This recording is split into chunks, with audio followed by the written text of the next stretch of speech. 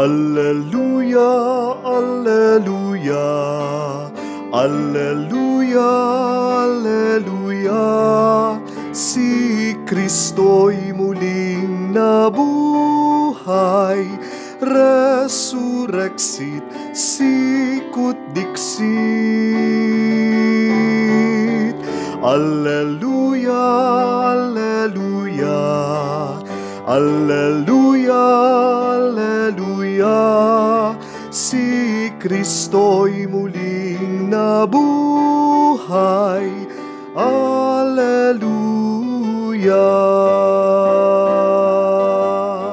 Sa ngalan ng Ama, ng Anak at ng Espiritu Santo. Amen. Sumainyo ang Panginoon. At sumainyo rin. Mga kapatid, muli tayong nagpupuri at nagpapasalamat sa Diyos. Binigyan tayo ng panibagong araw, panibagong buhay. Pero sa bawat araw, meron tayong nararanasang lungkot. Pero wag natin hahayaan na lamunin ng lungkot ang ating buhay. Sabi nga ni Padre Pio, mag-ingat tayo kapag sobrang lungkot tayo dahil hindi makakapasok at hindi natin mararanasan ang banal na Espiritu.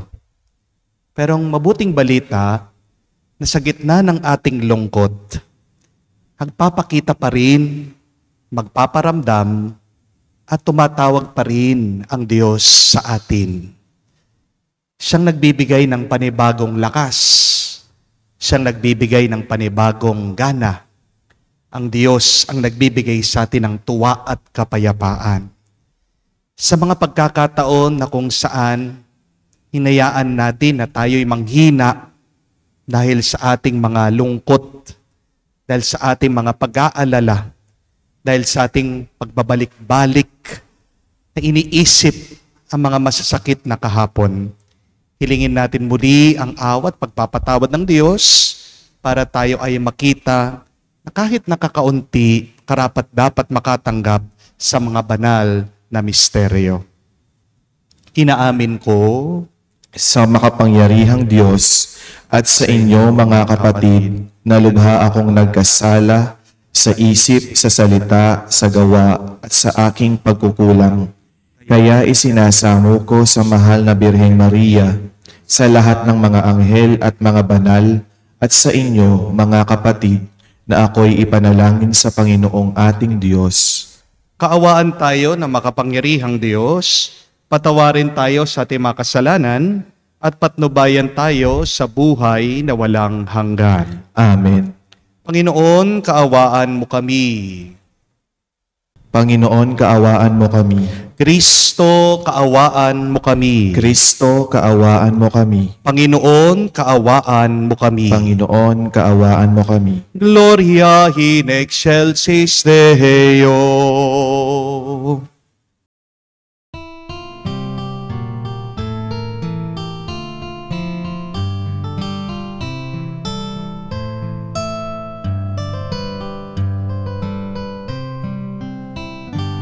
Luwalhati sa Diyos sa kaitaasan, kaloob sa lupa ay kapayapaan. Pinupuri ka't ipinangdarangal, sinasamba ka dahil sa dakila mong kalwalhatian. Panginoon naming Diyos, Hari ng langit, Amang makapangyarihan, Panginoong Jesucristo, buktong na anak ng Diyos, Kordero ng Ama. Ikaw na nag-aalis ng mga kasalanan ng sanlibutan. Tanggapin mo ang aming kahilingan, ikaw na naluluklok sa kanan ng Ama. Maawa ka sa amin, ikaw lamang ang banal, Panginoong Jesucristo, kasama ng Espiritu, sa luwalhati ng Ama, Amen. Amen. Amen. Amen. Manalangin tayo. Ama naming makapangyarihan, sa pagganap sa Pasko ng pagkabuhay, ikaw ay nakikipagtipan sa sangkatauhan. Ipagkaloob mong aming maisakatuparan ang pananampalatayang aming pinagdiriwang. Sa pamagitan ni Jesucristo kasama ng Espiritu Santo, magpa sa walang hanggan. Amen. Pagbasa mula sa mga gawa ng mga apostol. Noong mga araw na iyon, nagsasalita pa sina Pedro at Juan tungkol sa kanilang pinagaling nang dumating ang mga saserdote, ang kapitan ng mga bantay sa templo at ang mga Saduseo. Galit na galit sila sa dalawang apostol sapagkat ipinapahayag nila sa mga tao na si Jesus ay muling nabuhay, at ito ang katunayan na muling mabubuhay pa ang mga patay. Kaya't dinakip nila ang dalawa, ngunit ikinulong muna hanggang kinabukasan, sapagkat gabi na noon. Gayunman, marami sa nakarinig sa kanilang pangangaral ang sumampalataya kay Jesus, at umabot sa 5,000 ang bilang ng mga lalaki. Kinabukasan, nagkatipon sa Jerusalem ang mga pinuno, ang matatanda ng bayan, ang mga eskriba. Kasama nila si Anas na pinakapunong saserdote, si Caifas, si Juan, si Alejandro at ang buong angkan ng pinakapunong saserdote. Pinaharap nila ang mga apostol at tinanong, "Sa anong kapangyarihan o kaninong pangalan ninyo ginagawa ang bagay na ito?" Sumagot si Pedro, na puspos ng Espiritu Santo, "Mga pinuno at matatanda ng bayan, kung sinisiyasat ninyo kami ngayon tungkol sa kabutihang ginawa namin sa lumpong ito at kung paano siya gumaling, talastasin ninyong lahat at ng buong Israel na ang taong ito'y nakatindig sa inyong harapan at lubusang gumaling dahil sa kapangyarihan ng Panginoon, Jesucristong taga Nazaret. Siya'y inyong ipinako sa krus, ngunit muling binuhay ng Diyos. Ang Jesus na ito ang batong itinakwil ninyong mga tagapagtayo ng bahay, ang siyang naging batong panlulukan. Kay Jesucristo lamang matatagpuan ang kaligtasan, sapagkat sa silong ng langit, ang kanyang pangalan lamang ang ibinigay ng Diyos sa ikaliligtas ng tao." Ang salita ng Diyos. Salamat sa Diyos. Batong dating tinanggihay, siya pang naging saligan. Batong dating tinanggihay, siya pang laging sandigan. O pasalamatan ng Panginoong Diyos, pagkat siya'y mabuti. Ang kanyang pag-ibig ay napakatatag at mananatili. Ang taga-Israel, bayaang sabihit kanilang ihayag. Ang pag-ibig ng Diyos ay hindi kukupas. Lahat ng may takot sa Panginoong Diyos dapat magpahayag. Ang pag-ibig niya'y hindi magwawakas. Batong dating tinanggihay, siya pang naging saligan. Ang batong natakwil ng nangagtatayo ng tirahang bahay, sa lahat ng bato'y higit na mahusay. Ang lahat ng ito ng magpamalas ay ang Panginoong Diyos, kung iyong mamasdan ay kalugod-lugod.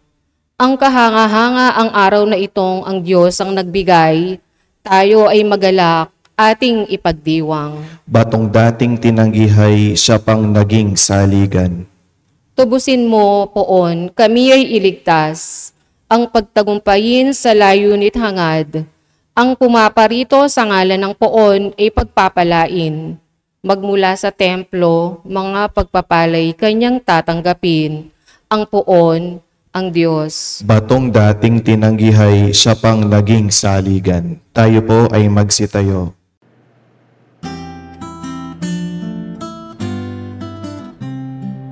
Alleluia, alleluia.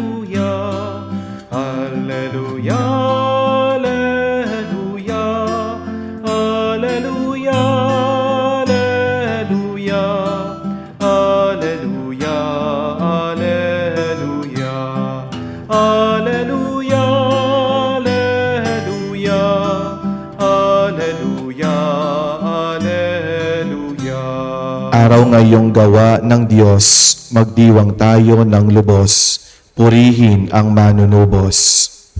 Sumainyo ang Panginoon. At sumainyo rin. Ang mabuting balita ng Panginoon ayon kay San Juan. Papuri sa iyo, Panginoon. Nung panong yun, muling nagpakita si Jesus sa mga alagad sa tabi ng lawa ng Tiberias. Ganito ang pangyayari. Magkakasama sina Simon, Pedro, Tomas, ang tinaguriang kambal, Nathaniel na taga Cana, Galilea, ang mga anak ni Zebedeo at 2 alagad. Sinabi sa kanila ni Simon, Pedro, mangingisda ako. Sasama kami, wika nila. Umalis sila at lumulan sa bangka. Subalit, walang nahuli ng gabing yun. Nang nagbubukang liwayway na, tumayo si Jesus sa pangpang, subalit hindi siya nakilala ng mga alagad. Sinabi niya, mga anak, mayroon ba kayong nahuli?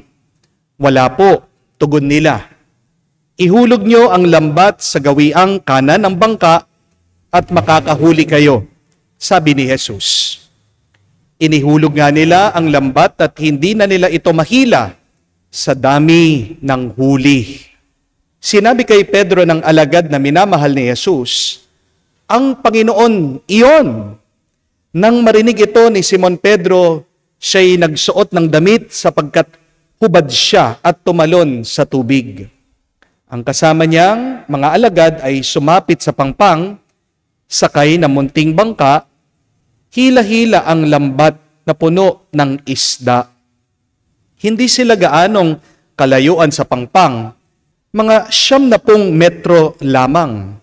Pag-ahon nila sa pangpang ay nakakita sila roon ng baga na may isdang nakaihaw at ilang tinapay. Magdala kayo rito ng ilang isdang nahuli nyo, sabi ni Jesus. Kaya't sumampa sa bangka si Simon Pedro at hinila sa pampang ang lambat na puno na malalaking isda, 153 lahat. Hindi napunit ang lambat kahit na gaano karami ang isda. Halika kayo at mag-almusal tayo, sabi ni Jesus. Isa man sa mga alagad ay walang nangahas magtanong sa kanya kung sino siya, sapagkat alam na nila siya ang Panginoon. Lumapit si Jesus, kinuha ang tinapay at binigay sa kanila. Gayon din ang isda. Ito ang ikatlong pagpapakita ni Jesus sa mga alagad pagkatapos na siya'y muling mabuhay. Mga kapatid, ang mabuting balita ng ating Panginoon. Pinupuri ka namin, Panginoong Hesukristo. Magandang araw po muli sa inyong lahat. Magandang araw po, Father. And Happy Easter pa rin po sa inyong lahat. Hindi ko po alam kung nabalitaan nyo ito. Ayon po sa pag-aaral, meron pa daw pong mas nakakamatay kesa sa paninigarilyo. Kung ginagawa mo daw ito, daig mo pa ang sumisindi o naninigarilyo ng 15 sticks a day. Ano po itong silent killer? Ayon po sa mga eksperto, tandaan niyo po ito ha, loneliness. Ang kalungkutan ng pag-iisa ay nakakamatay. When you are lonely, you are like smoking 15 cigarettes in a day. Or you are like drinking 6 bottles of liquor in a day. Sipin niyo po yon. Kapag nakakaramdam ka ng kalungkutan ng pag-iisa, daig mo pa daw ang naninigarilyo, sinisira mo ang baga mo.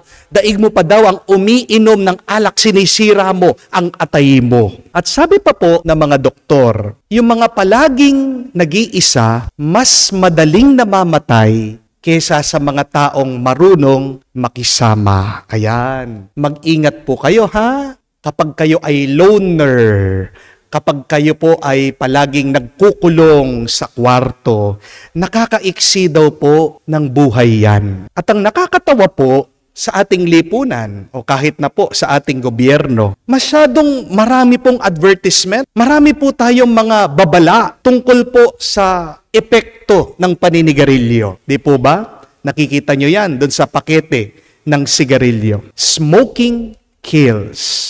Pero wala pong binibigay na warning o babala tungkol sa nakakamatay na epekto ng kalungkutan. Ang mabuting balita, ayaw po ng Diyos na tayong mga taong minamahal niya ay manatiling nalulungkot.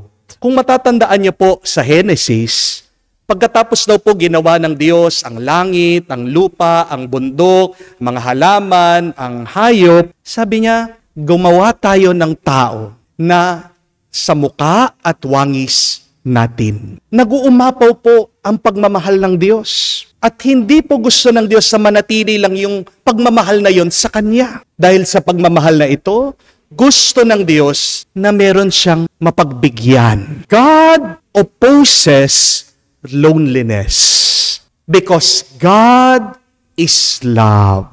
Hindi po ba, hindi mo masasabing tunay ang pagmamahal kung nag-iisa lang ito. Amen? Oo, may kalungkutan sa pag-ibig. Oo, nasasaktan ka minsan kapag nagmamahal ka. Pero hindi natatapos ang pagmamahal sa kalungkutan. Kung magpapatuloy ka, kung lalaban ka, kung magsusumikap ka, saan dapat matapos ang tunay na pagmamahal? Sa tuwa, sa galak. Yes, love may be difficult. True love may have its challenges. But the ending of true love is joy. Amen? Love hurts. And yet, when you truly love, someday, it will not hurt anymore. Amen? Kaya nga po sa Ebanghelyo, nagpakita po ang ating Panginoong Hesukristo sa mga nalulungkot at nalulumbay niya mga apostol.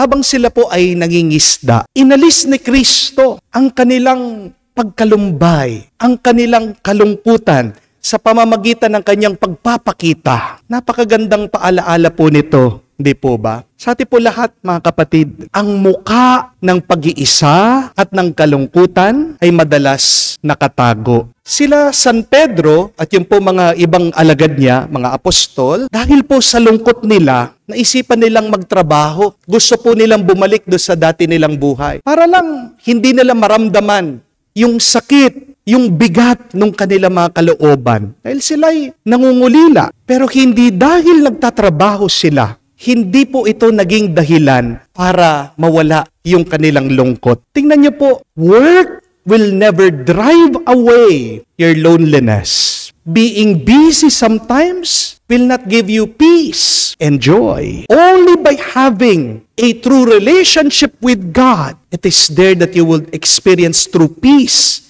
and joy once again. Kaya, wag niyo pong isipin, lahat ng mga nakakaharap mo, lahat na nakakasama mo, lahat na nakakasalamuha mo, masaya. Minsan, yung mukha niya nakangiti, pero hindi mo alam kung ano nangyayari sa kanyang kalooban. Baka sa puso niya, baka sa loob niya, meron siyang lungkot, nalulumbay siya. Di po ba? Sana maging sensitibo po tayo minsan sa iba, sa mga nakakasama natin, sa mga nakakatrabaho natin. Hindi dahil araw-araw na pumapasok sa trabaho ang isang tao, masaya na siya. Di po ba? Hindi lahat ng mga kumakayod ay may gana. Minsan, napipilitan lang sila. Minsan, tinutulak na lang nila ang kanilang sarili na pumasok sa trabaho. Marami po sa mga nagtatrabaho ngayon, may nilalabanan na lungkot. Amen? Pero, ang mabuting balita, ito po, na kahit na tayo ay malulungkot o malulumbay minsan, magpapakita ang Diyos sa atin. Sasamahan at sasamahan tayo ni Kristo, kamukha ng ginawa niya sa kanyang mga apostol. God will meet us where you are. And our resurrected Lord will not judge our bad feelings.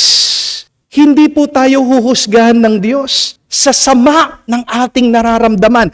Anuman Ang bigat ng iyong kalooban, nauunawaan ng Diyos yan. Jesus understands our sadness, our loneliness, and God embraces us in our hurts and in our pains. Pero habang nauunawaan po tayo ng Diyos sa ating mga kalungkutan, dapat po kapatid, mag-ingat din po kayo dito. Yes, allow yourself to cry. Yes, it is your right to be sad. Tao ka din. Talagang nasasaktan ka, talagang dadaan ka sa lungkot. Pero tandaan niyo po, kung malulungkot ka man, huwag mo naman patagalin yan sa puso mo. Amen? Allow yourself to be sad. And yet, do not take long.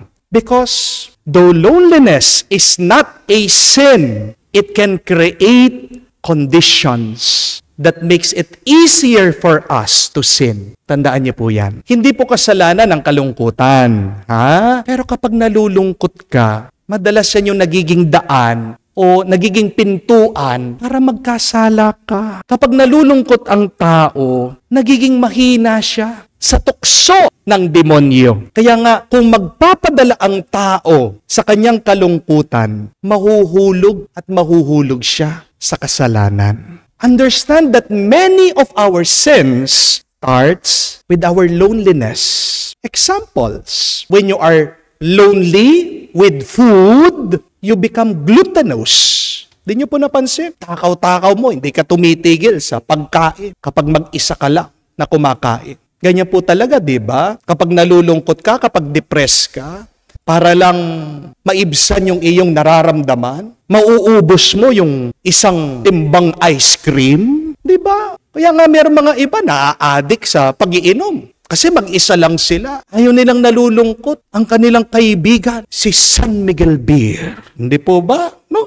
When you are lonely with technology, you become lazy. Nagiging tamad ka. Pag mag-isa ka, nandyan ka lang, nakaharap ka sa cellphone mo, sa gadget mo. Ayaw mong bumangon sa kama. Di po ba? When you are lonely with your body, you become lustful. Kung ano-ano yung mga masasamang pumapasok sa isip mo, pagnanasa mo sa mga babae, makalalaki. Dahil wala kang mabuti o masayang ugnayan o relasyon sa iba. Hindi ka naman makakaisip ng masama tungkol sa ibang tao. Di po ba? Kung marami kang kaibigan, kung meron kang kakwentuhan, kung meron kang kasama, o kung maganda ang iyong ugnayan o relasyon sa iyong pamilya.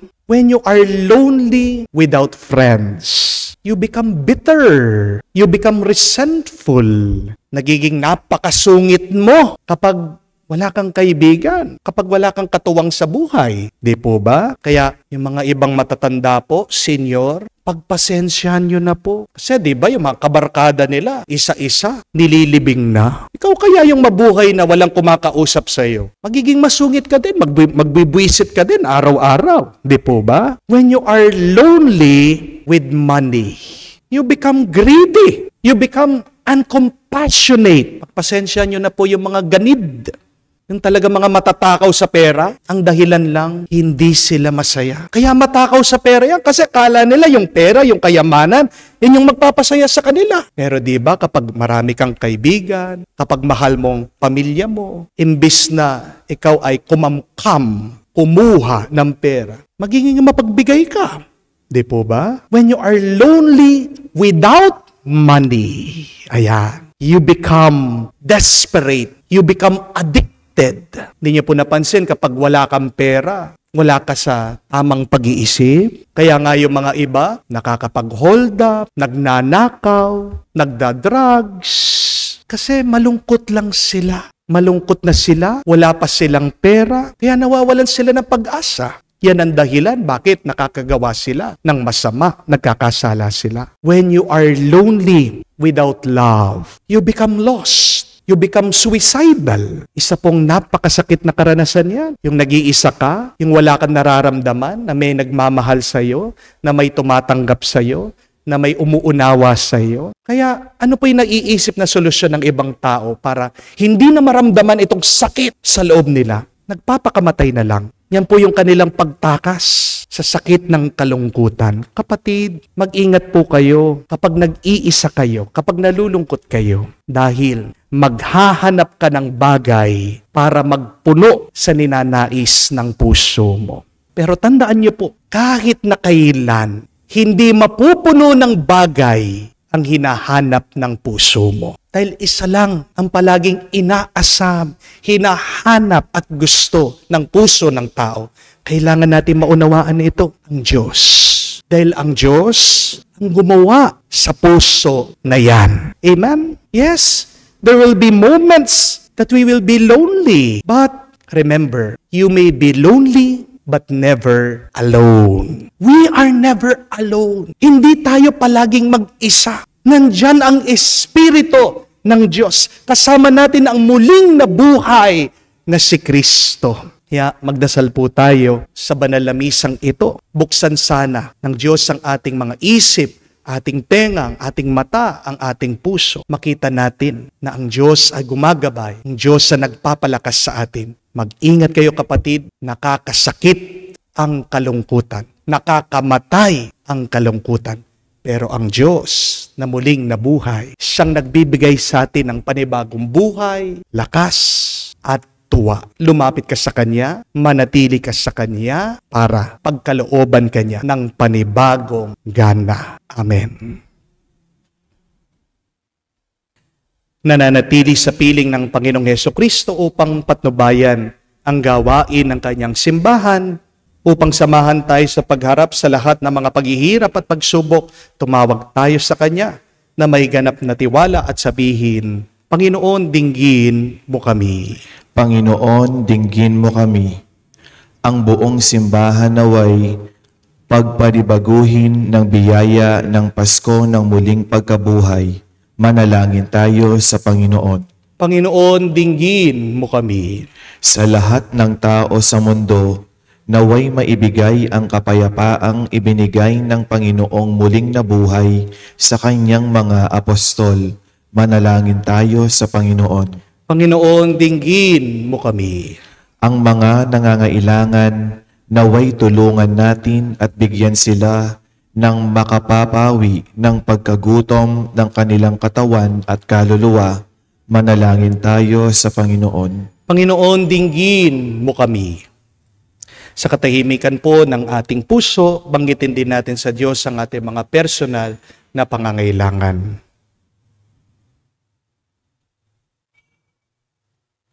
Diyos na aming Ama, ibinalik mo kami sa iyo sa pamagitan ng muling pagkabuhay ng iyong anak. Dinggin mo ang aming mga panalangin at palakasin mo kami sa pagpapatotoo sa aming pananampalataya sa muling pagkabuhay. Hinihiling namin ito sa pamagitan ni Kristo, aming Panginoon. Amen.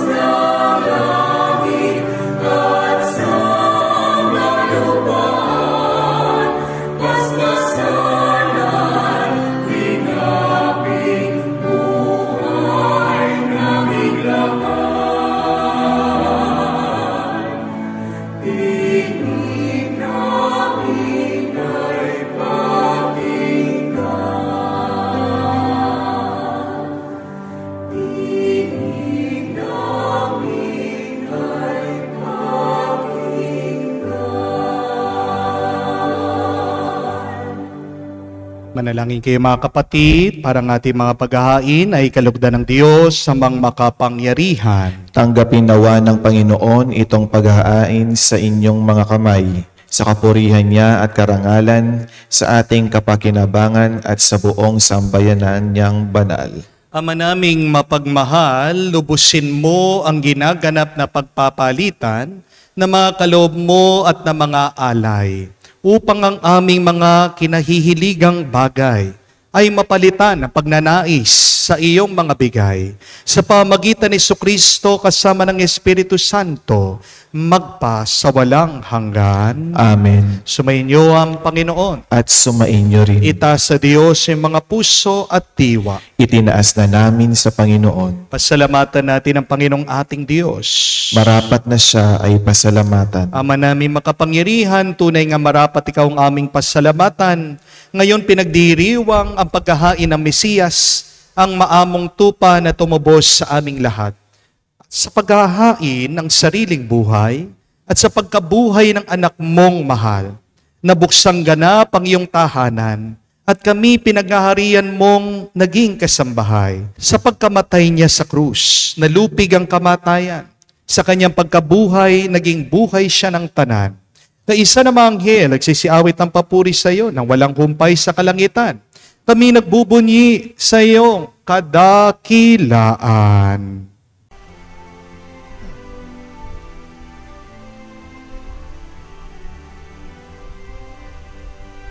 Santo, Santo, Santo, Panginoong Diyos ng mga hukbo, napupuno ang langit at lupa ng kadakilaan mo. Hosana, Hosana, sa kaitaasan, pinagpala ang naparirito sa ngalan ng Panginoon. Hosana, Hosana, sa kaitaasan. Hosana, Hosana, sa kaitaasan.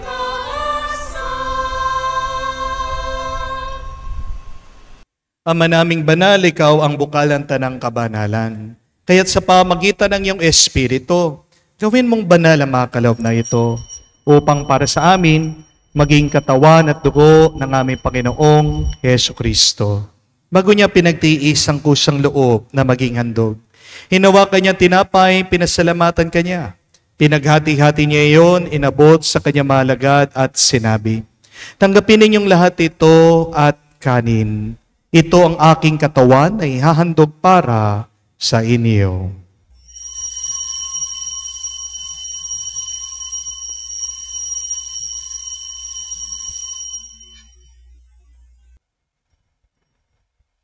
Gayon din naman, nung matapos ang hapunan, hinawakan niyang kalis, muli kanyang pinasalamatan.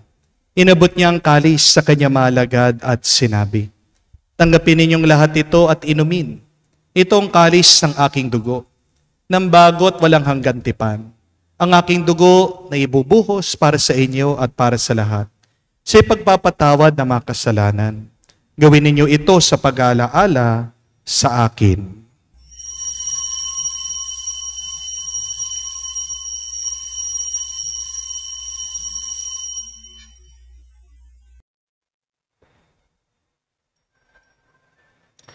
Ang misteryo ng pananampalataya.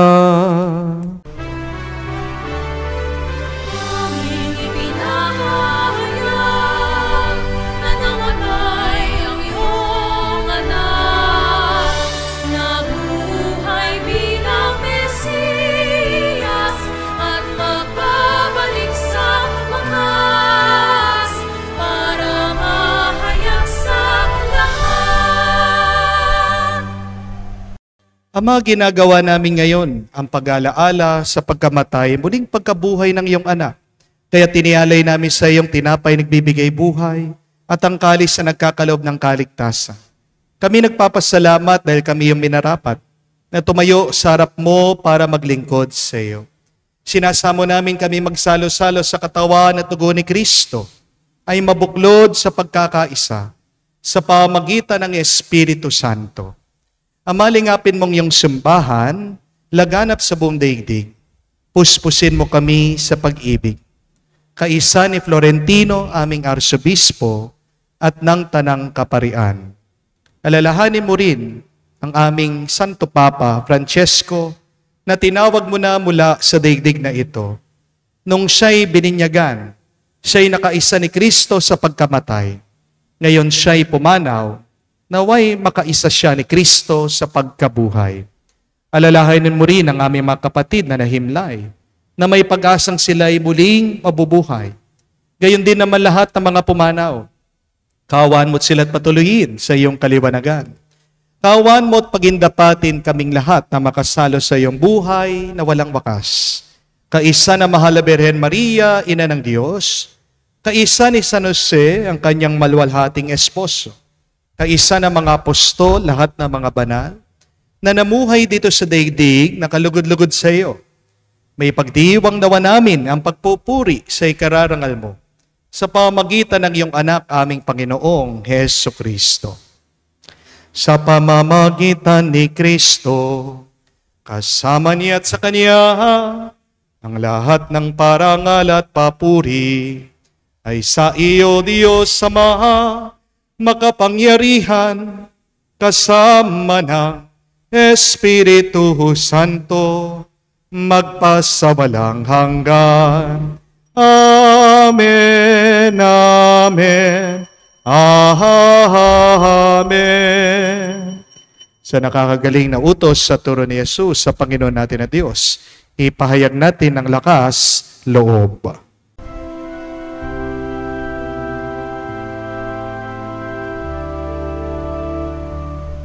Ama namin, sumasalangit ka, sambahin ang ngalan mo, mapasa amin ang kaharian mo, sundin ang loob mo dito sa lupa, para lang sa langit. Bigyan mo kami ngayon ng aming kakanin sa araw-araw, at patawarin mo kami sa aming mga sala, para ng pagpapatawad namin sa nagkakasala sa amin. At huwag mo kaming ipahintulot sa tukso, at iadya mo kami sa lahat ng masama. Hinihiling namin kami adya sa lahat ng masama, pagkalooban ng kapayapaan araw-araw, iligtas sa kasalanan, ilayo sa lahat ng kapahamakan, samantalang aming pinanabikan ang dakilang araw ng pagpapahayag ng tagapagligtas naming si Heso Kristo. Sapagkat iyo ang kaharian at ang kapangyarihan at ang kapurihan magpakailanman. Amen. Panginoong Heso Kristo, sinabi mo sa mga apostol, kapayapaan ang iniiwan ko sa inyo, ang aking kapayapaan binibigay ko sa inyo. Tunghayan mo ang aming pananampalataya at huwag ang aming pagkakasala. Pagkalooban mo kami ng kapayapaan at pagkakaisa ayon sa iyong kalooban, kasama ng Espiritu Santo, magpa sa walang hanggan. Amen. Kapayapaan ng Panginoon ay laging sumainyo. At sumainyo rin. Magbigayan po tayo ng kapayapaan sa bawat isa. Isuwi niyo po, kapayapaan po sa inyong lahat. Kordero ng Diyos na nag-aalis ng mga kasalanan ng sanlibutan, maawa ka sa amin, maawa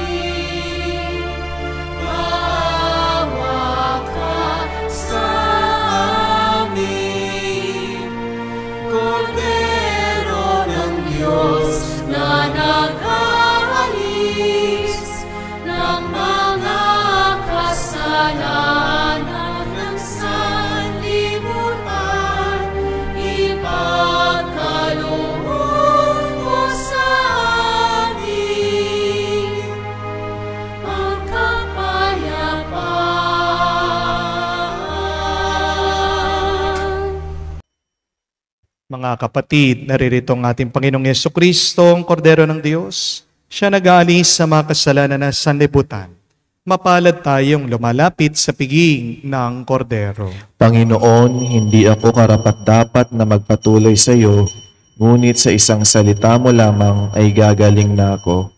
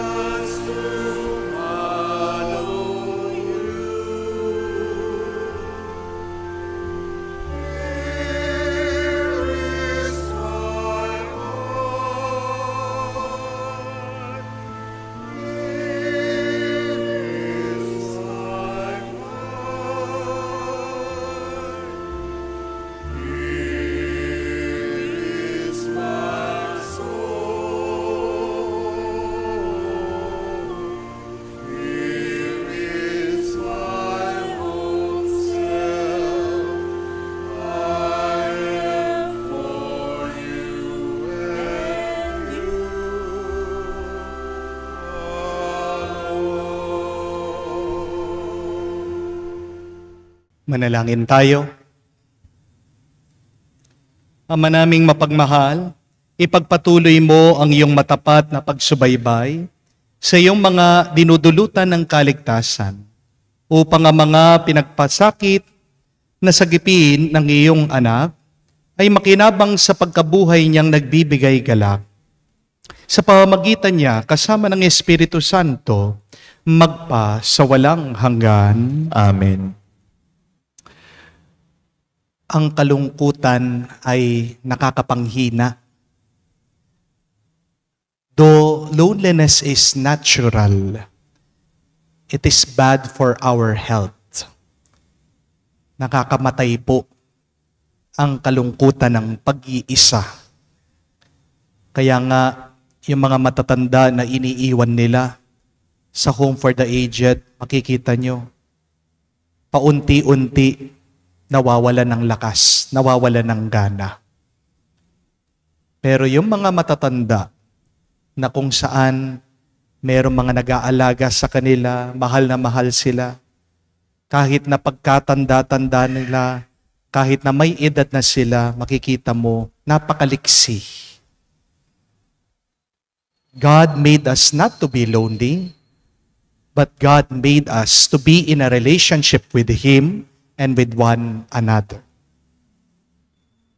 Kung nakakamatay ang bisyo ng paninigarilyo, pag-iinom, mas nakakamatay ang kalungkutan.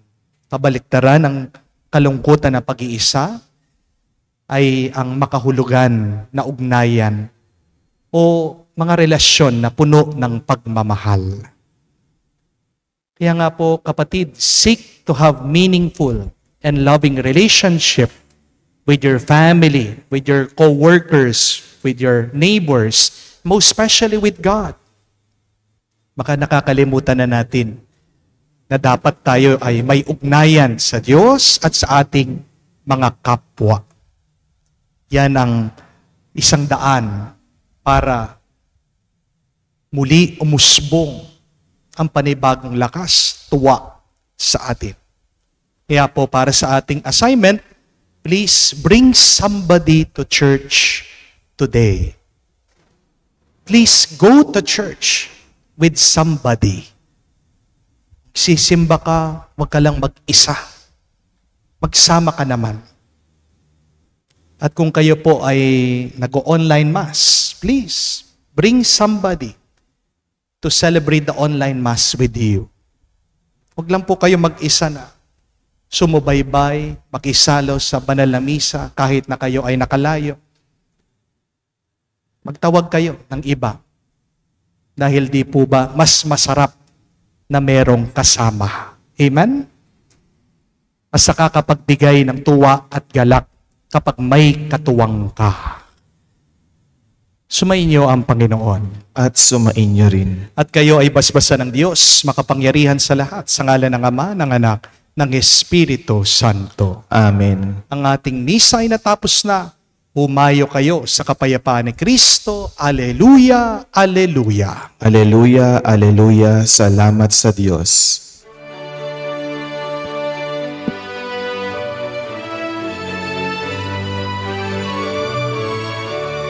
Si Jesus ngayon'y nabuhay.